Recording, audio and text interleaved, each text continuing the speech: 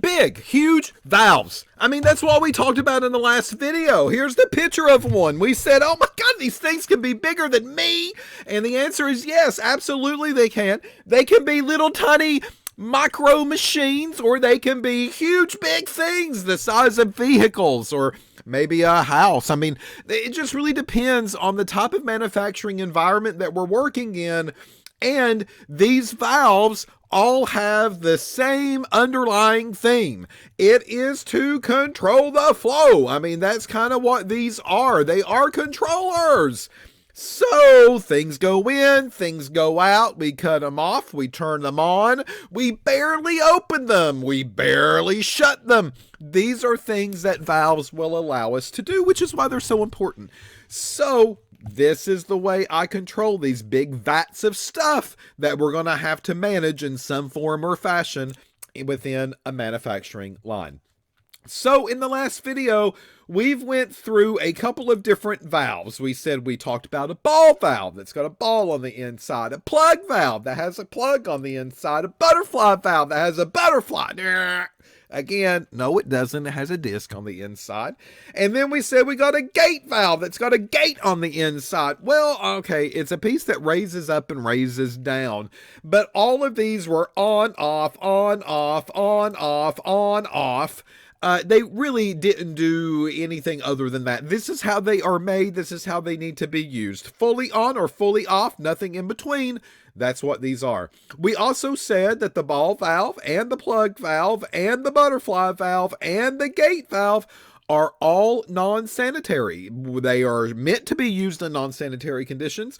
So anything that comes in contact with my active pharmaceutical ingredient or whatever kind of we're extracting to make that ingredient, if it comes in contact with it in some form or fashion, these valves are probably not ideal for that particular type of contact. And the reason is because they're very difficult to clean. The pieces and parts that make this thing up, again, they've got to be sanitized, they've got to be fixed, they've got to be cleaned, they got to be scrubbed, they got to be put all back together, and there's an issue here. So the ball valve can't easily be removed from the ball. The plug valve cannot easily be removed from the plug, right? So these are the reasons, some of them at least, of why these are going to be classified as non-sanitary. So the next one that we're going to talk about is called a globe valve, and guess what? A globe has a globe on the inside. Nah, oh, don't be silly, Tracy. It can't have a globe on the inside. The globes are too big, right? Okay, so what do they have on the inside then? If there's no globe, why are they called a globe? I don't know. Don't ask me. Ask the people that named it. I don't know why they decided to put a globe valve on it, but a globe valve does something in particular, and we need to talk about it. First off, though, the reason I stopped the video where I stopped it in the last one is because globe valves are throttle. That's throttle, right? Okay, so this is going to be the first type of valve that we can discuss that allows me to control the flow. I mean, that's what we're doing here. So throttle, I barely open, or I open it all the way, or I barely close it, or I close it all the way. I mean, that kind of thing is up to me to do. So that is why these things are called throttle valves. So a globe valve is one of those. Like the rest of them, this one is mainly non-sanitary. So again, you have this idea of what sanitary valves are and why they should be used. So it gives you an idea of where to find these within the manufacturing realm, within the biomanufacturing realm, pharmaceutical manufacturing realm, wherever. But it gives you an idea of where you can expect to see some of these. Globe valves are what we call unidirectional. Uni means one, directional means one-way street. Unidirectional, one way. It's like if you live here in Wilmington, it's like 16th Street and 17th Street. There's portions of those roads that are one way only, please, one way. And globe valves are kind of like that. We're going to see another valve that's going to be very similar, but these are unidirectional. And they're similar to a gate, so they control the flow, blah, blah, blah. Something raises up, something lowers down, because that's what gates did. But they do this in a slightly different way. It's altered a little bit, and we'll talk about that altered piece here in just a few seconds, all right? This is mainly, they call it a disc that raises up and down, but it doesn't necessarily have to be a disc. But I'll kind of show you what a globe valve is and how it's defined, mainly because it's really what's on the inside that gets this thing to do what it needs to do. If I look at the notes down here, it says, okay, flow does not happen straight through the valve. Well, that's odd. All the other ones, they kind of did, right? They went in, they went out, they just went straight through. As long as the avenue and the intersection was open, they were going right through. Number 2, goes down and then backs up, creating a resistant, and it slows the flow down. What? What does that even mean?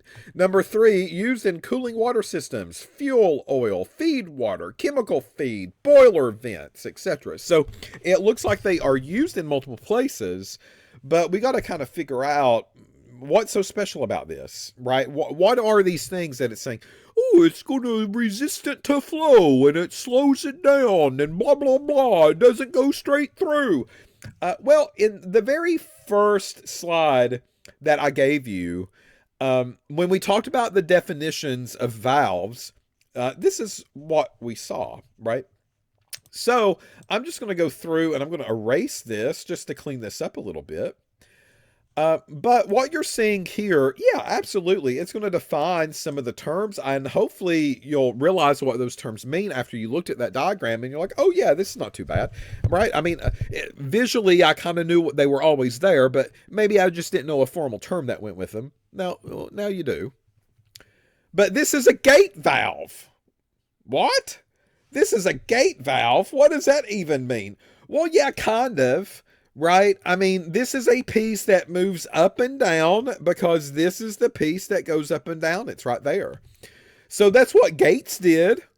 Yeah, it would be a gate valve if something wasn't present. The better definition for this type of valve here is the globe, and that's what we're getting ready to talk about. And the reason, look at this. Here I'm water or some type of liquid. Or my car. And I am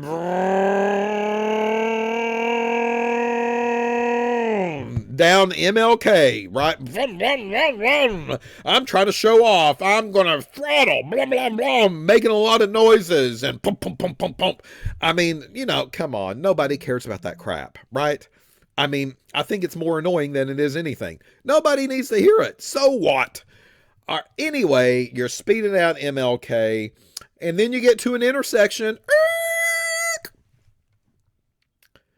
Well, there's a chance that that intersection might go all the way through, right? You're stopped temporarily. The valve is shut. The stoplight goes green, and then boom, off you go, trying to impress somebody else that no one really cares about. Okay, so that's going all the way through, straight through the intersection, straight through the valve. That's not how globe valves are made. So if you come way back in the day when Wilmington was first built, because I'm that old, no, okay, really. If you were here a handful of years ago, I-40 was not completed. And there was a chance that you were coming off Interstate 40 to get on 140. And then as you were traveling, you were going down this highway. It was 4 lanes. And then it just came to a stop. Right? And that's because the road ran out. They had not connected it all the way down to Navassa or all the way down 17 yet. None of that was built. None of that was connected. It just came to a literal dead stop. If you kept driving, you would drive off the road. That's how it was. I mean, who knows where you'd end up. So you had to push the brakes on and you had to take that exit. And that exit got you onto 421. And then from there, you could go on into Wilmington, you could go into Leland, or you can make a left and probably go up to Clinton direction. Either way, the road stopped and you had to make a turn. You had to exit off. That forced you to slow down. Oh, I see what he's doing. Because the globe definition said that as fluid comes in, it actually slows it down. That is right. Because if this is completely plugged, Okay, we're stopped. Can't go nowhere. Sorry. But if this was slightly opened because it is a throttling valve that I have control of flow, this is going to naturally slow the flow down a little bit to make it more manageable. So, going down 140, yeah. And then, oh no, the road's going to run out. So slam on the brakes, and then it goes off the ramp, and then it keeps going. That's what's happening in the inside of the globe valve. And that's why this diagram is drawn the way that it is. Because you can see that there is a black line over here to the right-hand side. And that black line means nothing can get through. It is completely closed off. Sorry, this road is not open right now. So you got to slam the brakes on, fluid. You got to go up if the valve is open. And what this allows you to do is slow the flow in the beginning so it just doesn't rush the valve, and then it will naturally slow itself down and go up and through the valve out of the exit slit sooner or later. That is a globe valve, and that is why we have some of those descriptions in place that describe that. So let's kind of go back and review it. It says flow does not happen straight through the valve. Now we know why. The road is closed. It's not even built. Number two, it goes down and then back up, creating a resistance, and it slows the flow down. Now you know why. You got to slam the brakes on, folks. You got to take the exit. You got to get off the road. And because of that, you naturally got to slow down in order to do that. Number three, well, okay, these are the uses. So hopefully this will give you a better idea of what a globe valve actually is. Here is just another example or schematic of a globe valve. And the globe valve over on the left-hand side is just a sliver that shows you kind of in the middle. That's all that this is. So here again, I'm a car, I'm fluid, and I'm stopped. That's plugged. It's a plugged hole. I can't get out. Sorry. But if this raises up, and we do that by turning the hand wheel up at the very top, okay? Well, that will release this plug, and this fluid will slow down naturally, and it will go up and over and back through. All right, that's a globe valve. That's all that that is, and that's how that's a little bit different than the gate valve. Over on the right-hand side, again, they're just terming different things inside of that schematic. A lot of the stuff that we know already. We talked about the bonnets, check. We talked about the stems, check. We talked about the disc, which is kind of the plug, in other words, that kind of goes there. We talked about the seat, check. We talked about the body, check. So, hand wheel, check. So, a lot of these things we talked about, not a big deal, not an issue. It's all there. Just like Celine Dion, it's all coming back to me now. I mean, that's kind of what's going on. So fluid goes in. It's got to stop. It's got to take the curve, and then it slows itself down. If that plug is open, then and then down MLK we get, and then sooner or later we get a ticket from the popos. And I hope you do if you're a speeder. All right, so next up, another type of valve that we can talk about while we're on this. Globe is a throttle valve that controls the flow, blah, blah, blah, is a diaphragm valve.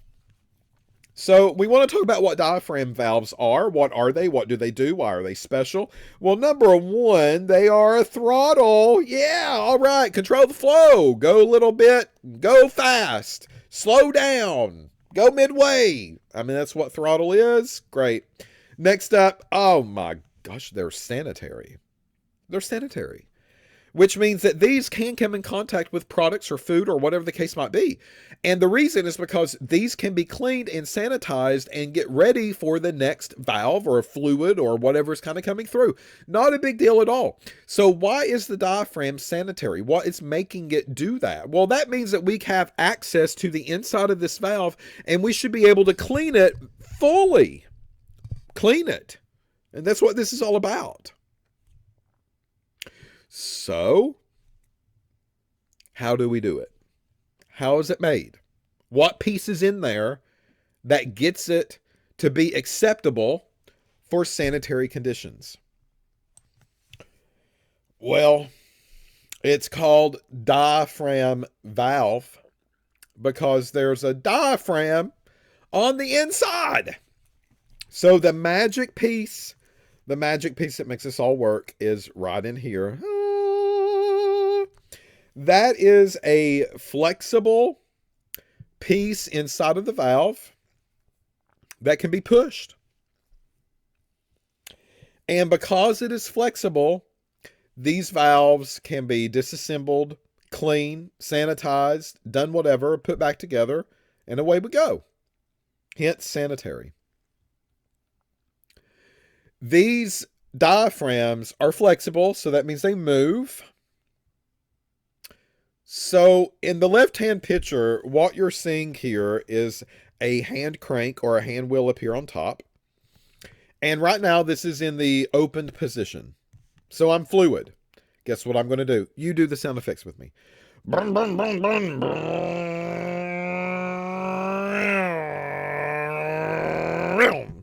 I go in, go out, not a problem. Diaphragm lets me go. Intersection did not stop me. Thank you. But the diaphragm, because it is a valve, can control the flow, and it controls the flow by stopping the traffic at 8 o'clock in the morning going from Leland to Wilmington. It stops the traffic when everybody's trying to get through. You do not want to be in that mess. I don't want to be in the mess. But I do look around at other people's faces, and it makes me laugh because I see how miserable they can get in such a short amount of time. All right, so the diaphragm, the way that this thing works is that up here is the hand wheel, and I'm going to turn. And as I do that, this stem is going to push up against this flexible membrane, and this flexible diaphragm is what that's called. This flexible diaphragm is getting pushed and pushed and pushed, and it goes to that meeting, that pinch point right there is what I like to call that. And when it does that, it cuts the flow off. Nothing can go through. So if I'm a car,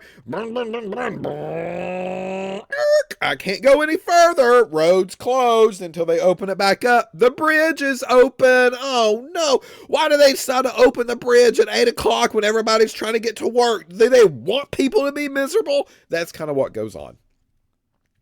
So this is the diaphragm. And then if I want this to open back up again, not a problem. The diaphragm is flexible. I release that stem. I release that plunger because that's what that piece is called. It's called a plunger. That plunger pushes up against that diaphragm. So I release that plunger and the diaphragm kind of pops back out and then opens the flow up and then yippee-yay! We go right through. All right. That is a diaphragm valve. This valve is acceptable enough to be used for water for injection. That's WFI. So super, super clean. Because again, it can be sterilized. It can be cleaned. It is approved for sanitary conditions. So, and that's just one of the reasons that these diaphragms can be used. All right, well, if I give you another picture of a diaphragm valve, here we go. Over here to the left at the bottom of the kind of slide in a way, here's a diaphragm valve. So look at the wheel. I think that you should be able to, is this a quarter turn or is this a multi-turn? I mean, you know those questions are coming probably in a quiz or on Canvas test. So just be ready for that. Visually, you can see that, right? It's not a big deal. I'm not going to try to give you any trick questions. But on the inside, it's a valve. And that valve is going to have a flexible piece called a diaphragm. So it's a diaphragm valve. And that diaphragm is going to pop up or pop down, and it's going to help you cut the flow off or turn the flow on. That's kind of what the purpose of these diaphragm valves are all about. So there's two different types of diaphragm valves. And one is kind of what we've already talked about. So that one's up here at the very top. So again, what's happening is that I'm driving and I go up. So notice that little hill that I'm going up and then back down, right? That little hill has a name, and that little hill is called a saddle. All right. So the version that we talked about in the last slide and here on top, this is a saddle version of a diaphragm valve, and it has that little pinch point in it. And when I say pinch point, ow, right? That hurts. Think about somebody pinching you. So that's kind of what's happening. The diaphragm is pinching, and that pinch is causing the flow to stop. So that is one type of diaphragm that's out there that you might see, that you might encounter. Another type of diaphragm does not include that saddle point, does not include that pinch point. That's what I call it. It's not the formal term, but that's what I call it. But the diaphragm is fully open. So notice this is flat. It's basic flow, nothing fancy, whatever. So if the valve is open, here I am, and I go right through. There's no elevated heel that I have to travel up and then travel back down. The flow just goes straight through, not a problem at all. But the logistics of the diaphragm valve is still there. That flexible piece is still on the inside. The stem and the plunger pushes down against it. I've got this wheel that I'm going to turn, and that turning of the wheel is going to press that diaphragm down, and then sooner or later it cuts the flow off, and you can see that. There's no pinch point. There's no saddle for it to do that. So it closes the flow because it completely severs from top to bottom the flow path inside of the valve. So those are two different types of diaphragms that might be out there that you could encounter throughout a daily basis. Next up are pneumatic valves. Pneumatic valves, these are great, and the reason is because it allows me to control them, and it allows me to control them through the process of automation. So with these pneumatic valves, these are very commonly tied to some type of computer system that's controlling the pressure that's pushing down against something inside of these pneumatic valves, and I can do that from the privacy of an office or from a control room or whatever the case might be. So we need to talk about pneumatic valves, and we need to talk about how do they function on the inside? What's really kind of getting them to work? So we'll talk more details about the pneumatic valve in the next video, and we'll go into something called a check valve as well. So we'll tackle two more different types of valves next. Please come back. Please see me. Please watch. Please take notes. Do great on these assignments. I know you got it in you.